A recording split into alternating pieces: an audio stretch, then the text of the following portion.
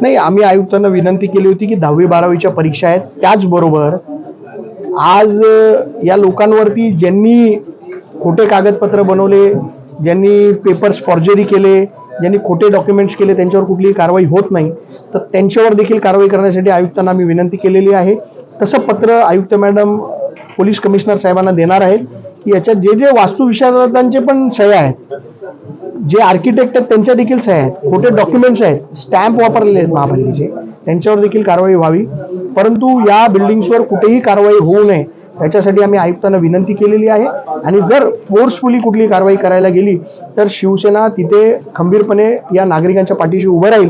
जिथे जिथे कारवाईचा बडगा उघडण्याचा प्रयत्न करतील तिथे तिथे सगळ्यात पुढे शिवसेना असेल एवढं मला वाटतं. हे लेट नाही झालं वाटतं का? नाही, मी तुम्हाला सांगतो, हे एक मोठा रॅकेट आहे.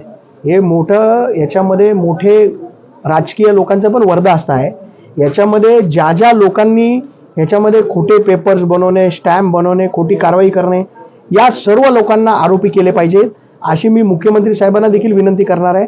आणि या जे निष्पाप लोक आहेत, ज्यांचा कुठलाही दोष नाही, ज्यांनी पैसे देऊन आपले घरं विकत घेतलेत, त्यांच्यावर कुठेतरी कारवाई होऊ नये याच्यासाठी आमचा प्रयत्न आयुक्त म्हणाले तर आपली भूमिका काय असेल? कारवाई करायला आले तर मी तुम्हाला जसं स्पष्ट सांगितलं की सर्वात पुढे शिवसैनिक उभे राहतील आणि आमच्या अंगावरनं मग त्यांना बुलडोजर न्यावा लागेल. पण मी तुम्हाला आश्वस्त करतो की आज मुख्यमंत्री साहेबांनी देखील याच्यावर सकारात्मक भूमिका घेतलेली आहे. आमचे पक्षप्रमुख उद्धवजी ठाकरे साहेब हे देखील मुख्यमंत्र्यांची वेळ घेणार आहेत आणि या बैठकीतून सकारात्मक या लोकांच्या बाजूने निकाल लागेल अशी अपेक्षा आम्हाला आहे.